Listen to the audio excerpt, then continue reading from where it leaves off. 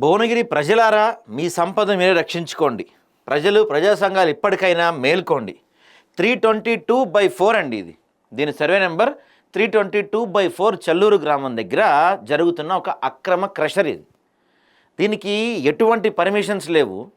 వీళ్ళు మైనింగ్ వాళ్ళని, ఎలక్ట్రికల్ వాళ్ళని, రెవెన్యూ వాళ్ళని, పొల్యూషన్ కంట్రోల్ బోర్డు వాళ్ళని, స్థానిక ప్రజాప్రతినిధుల్ని అందరినీ మేనేజ్ చేసుకుంటూ రోజుకి దాదాపుగా 300 టన్నుల లారీల అక్రమ క్రషర్ వీళ్ళు తరలిస్తున్నారు. దాదాపుగా వీళ్ళకి నెలకి 6 కోట్ల ఆదాయం వస్తుంది. సంవత్సరానికి వీళ్ళ అక్రమ ఆదాయం 72 కోట్లు. స్థానిక ఎమ్మెల్యే బేర్ల ఐలయ్య గారు ఈ ప్రాంతాన్ని గతంలో పర్మిషన్ లేదని ఆయనే క్లోజ్ చేయించారు. ఇదే ప్రాంతాన్ని మళ్ళీ ఆయనే ఓపెన్ కూడా చేయించారు. సో ఈయన అడిగితే నాకేం సంబంధం లేదంటున్నారు బేర్ల ఐలయ్య గారు. మరి ఎవరు దీనిపైన చర్యలు తీసుకోవాలి? స్థానిక కలెక్టర్ దీనిపైన చర్యలు తీసుకోవాలా? ఎమ్మెల్యే చర్యలు తీసుకోవాలా? ఎవరు దీనిపైన చర్యలు తీసుకోవాలి? ఎంతోమందికి కంప్లైంట్ చేశారు దీనిపైన. స్థానిక ప్రజలైతే ధర్నాలు, రాస్తారోకోలు కూడా చేస్తున్నారు దీనిపైన. మరి ఎందుకు ఎవరిపైన ఎటువంటి చలనం రావట్లేదు దీని గురించి ఇంతవరకు? ఎంతోమందికి కంప్లైంట్ చేసినా ఎందుకు దీనిపైన ఎటువంటి చలనం లేదు? యాదాద్రి భువనగిరి జిల్లాలో అక్రమంగా నిర్వహిస్తున్న క్రషర్ని మూసేసే వరకు విశ్రమించకండి. సర్వే నెంబర్ 322/4 చల్లూరు గ్రామం రాజాపేట మండలంలో ప్రభుత్వ భూమిలో అక్రమంగా నడుస్తున్న క్రషర్. భారీ ఎత్తున సాగుతున్న పనులతో కలుషితం అవుతున్న పర్యావరణం, ప్రశ్నార్థకంగా మారిన ప్రజల ఆరోగ్యాలు చోద్యం చూస్తున్న అధికారులు. ముఖ్యమంత్రికి ఫిర్యాదు చేశారు నిన్న ట్రెషా ప్రెసిడెంట్ కొల్లూరు శ్రీనివాసరావు గారు. ప్రజా సంఘాలు మేల్కొని అక్రమ క్రషర్పై పోరాటం చేయాలని ఆయన విజ్ఞప్తి చేశారు. సరే, మనం శ్రీనివాసరావు గారితో మాట్లాడే ప్రయత్నం చేద్దాం. ఇదే అక్రమ crusher. Srinivasarao garu, good morning అండి. హలో, గుడ్ మార్నింగ్ అండి Srinivasarao garu. Good morning sir. Good morning. నేంటి నిన్న ఈ మన అక్రమ క్రషర్ శ్రీని డెవలపర్స్ గురించి 322/4లో చెల్లూరులో జరుగుతున్న అక్రమ క్రషర్ గురించి ముఖ్యమంత్రి గారికి ఫిర్యాదు చేశారంట కదా మీరు. సో స్పందన ఎలా వచ్చింది, ఏంటి దీని గురించి అప్డేట్? రోజు స్పందన అయితే ఏం అధికారులు అయితే ఏం పట్టించుకోవట్లేదు. ఓకే, మైనింగ్ డైరెక్టర్ కి ఇచ్చినాము, ముఖ్యమంత్రి గారికి ఇచ్చినాము, ఫ్లోర్ లీడర్లకు ఇచ్చినాము. దీని మీద నిరంతర పోరాటం అయితే చేస్తున్నాము. దీని మీద ఏ స్పందన అయితే అధికారులు అయితే మరి నెమ్మకు నీరెత్తినట్టు ఉన్నా, దాని వెనుక ఎమ్మెల్యే ఉండా లేకపోతే ఎంపీ ఉండా ఎవరు ఉండా అనేది మనకు అర్థమైతే లేదు. నిరంతర పోరాటం అయితే నడుస్తుంది. ఓకే, ఈ పోరాటం అయితే ఆగేంత వరకు కూడా పోరాటం చేస్తాము. వాళ్ళని రికవర్ చేసేంత వరకు పోరాటం చేస్తాము. ఇప్పుడు మైనింగ్ చట్టాల ప్రకారం, ఫారెస్ట్ చట్టాల ప్రకారము, తర్వాత పొల్యూషన్ బోర్డు చట్టాల ప్రకారం కూడా ఈ చట్టాలకు అనుసరించి ఈ చట్టాలు చర్య తీసుకునేంత వరకు కూడా పోరాటం చేస్తాం. ఓకే, ఈ చట్టం ఏంటంటే మైనింగ్ చట్టంలో ఒక్క 10% 10 రూపాయలు పని చేస్తే దానికి 20 రెట్లు ఫైన్ వేయచ్చు. ఓకే, మైనింగ్ చట్టాల్లో ఉంది అది, ఫారెస్ట్ చట్టాల్లో ఉంది అది.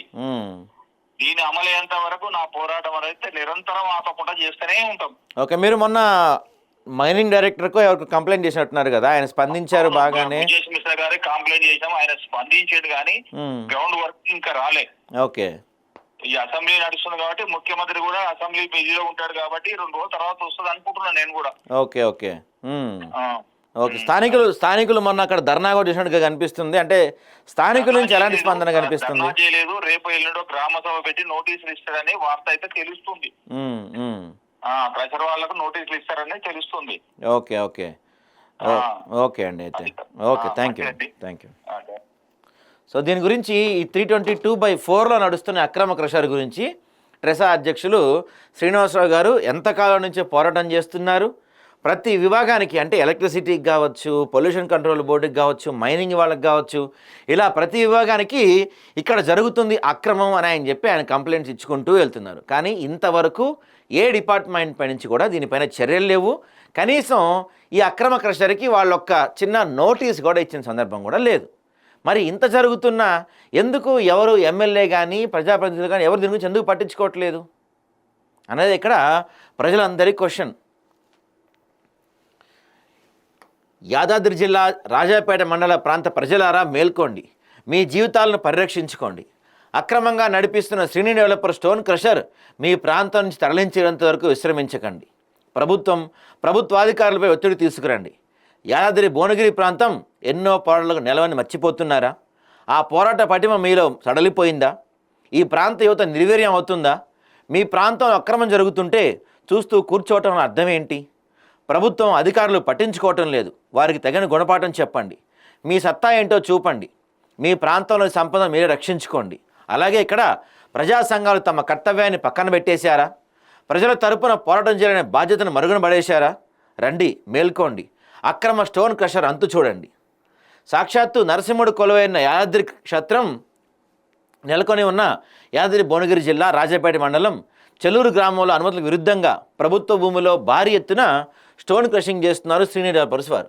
ఆ స్టోన్ క్రషింగ్ వల్ల ఆ ప్రాంతం మొత్తం విపరీతమైన కాలుష్యానికి గురవుతుంది. దాంతోపాటుగా అంటే అక్కడ జరుగుతున్న పేలుళ్ళకి వాటి వల్ల చుట్టుపక్కల గ్రామాలన్నింటిలో కూడా బోర్లు కూడా మూసుకుపోతున్న పరిస్థితి జరుగుతుంది. అక్కడ విపరీతమైన క్రషింగ్ జరుగుతుంది. అక్కడ రోజుకి 300 టన్నుల పైగా అక్కడ ఈ క్రషర్ పనులు జరుగుతున్నాయి. అంటే ఎంత పొల్యూషన్ ఏర్పడుతుందో మీరు అర్థం చేసుకోండి. భవిష్యత్ తరాలకి ఆ ప్రాంతమే కాదు, దానికి చుట్టుపక్కల కొన్ని కిలోమీటర్ల మేర అది నివాసయోగ్యంగా కాని ప్రాంతంగా మారిపోతుంది. ఇప్పటికే ఈ క్రషర్ వల్ల ఇది చూసారా, ఈ గాల్లో ఈ మొత్తం కూడా దుమ్ము ధూళి పేరుకుపోయి ఆ చుట్టుపక్కల పరిసర ప్రాంతాల్లో మంచినీళ్ళు కూడా తాగలేని పరిస్థితి ఏర్పడుతుంది. అక్కడ పచ్చని పల్లెలతో కళకళలాల్సిన ఆ ప్రాంతం మొత్తం ఈ క్రషర్ నుంచి వచ్చే దుమ్ము ధూళి వల్ల పచ్చగా ఉండాల్సిన ప్రాంతం మొత్తం మట్టి కొట్టుకుపోతూ ఉంది. ఆ ప్రాంతంలో గాలి పీల్చుకోవాలంటే కూడా కష్టంగా మారుతుంది పరిస్థితి.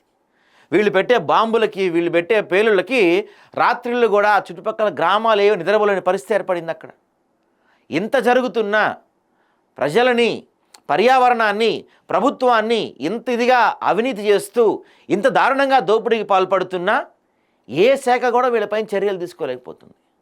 చర్యలు తీసుకోవాలంటే భయపడుతున్నారా? లేకపోతే చర్యలు తీసుకోకుండా మీకేమన్నా సొమ్ము అందిందా అని అక్కడ ప్రజలందరూ కూడా మాట్లాడుకుంటున్నారు.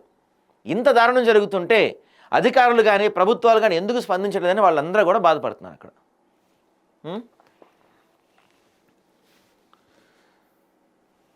ఈ క్రషర్ను తొలగించాలని కొన్ని ప్రజా సంఘాలు, సామాజికవేత్తలు ఎంతో కాలంగా ఆందోళన చేస్తున్నా ఫలితం లేదు. ముఖ్యంగా Telangana real estate sufferers association president వెలికి తీస్తున్న ఆధారాలతో ఈ పోరాటాలు జరుగుతున్నాయి.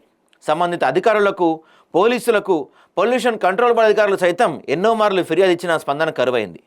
రేపు మాపు అంటూ కాలయాపన జరుగుతుంది. అయితే ఖచ్చితంగా ఈ క్రషర్పై చర్యలు కైకుంటామని director mines and geology Hyderabad వారు చెప్పడం జరిగింది. అయితే శ్రీని డెవలపర్స్ యాజమాన్యులైన కర్ణాటి శ్రీదేవి, కర్ణాటి యశ్వంత్ శ్రీనివాస్ అనే వ్యక్తులు ఫోర్జరీ నకిలీ డాక్యుమెంట్తో సర్వే నెంబర్ 322/4 చెందిన రాజాపేట మండలం చెల్లూరు గ్రామంలోని ప్రభుత్వ భూమిలో అడ్డదారిలో భారీ కెపాసిటీ కలిగిన స్టోన్ క్రషింగ్ యూనిట్ నెలకొల్పారు. ఈ మిషన్ దాదాపు 20 గంటలు నడుస్తుంది. 20 గంటలు నడుస్తుందన్న చూడండి.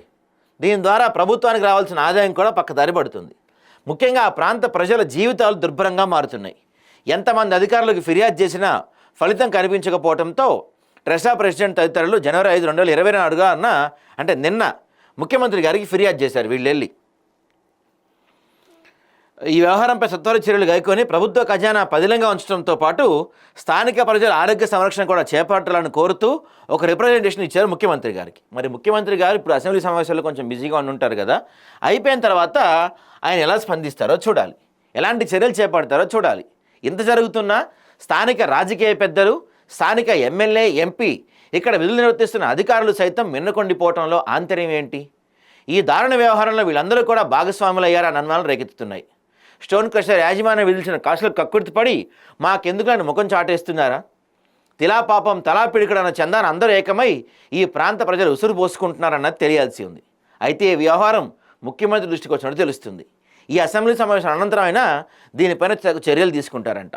అయితే ఈ వ్యవహారంతో సంబంధం ఉన్న క్రషర్ యాజమాన్యంతో పాటు వారికి సహకరించిన అధికారులు సైతం కఠిన చర్యలు తీసుకోవాలని డిమాండ్స్ వస్తున్నాయి. అయితే ముఖ్యమంత్రికి ఫిర్యాదు చేసిన కాపీలను గ్రామ పంచాయతీ కార్యాలయానికి, రాజాపేట మండల తహసీల్దార్కి, ఆలేరు TGSPDSL వారికి, director mines and geology Hyderabad వారికి, తెలంగాణ రాష్ట్ర పొల్యూషన్ కంట్రోల్ బోర్డు వారికి, వీళ్ళందరికీ కూడా కంప్లైంట్ చేశారు.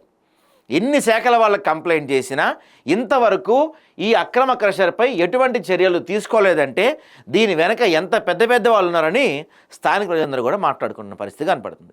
మరి ఇప్పటికైనా ముఖ్యమంత్రి గారు దీనిపైన చర్యలు తీసుకుంటారేమో చూడాలి మనం.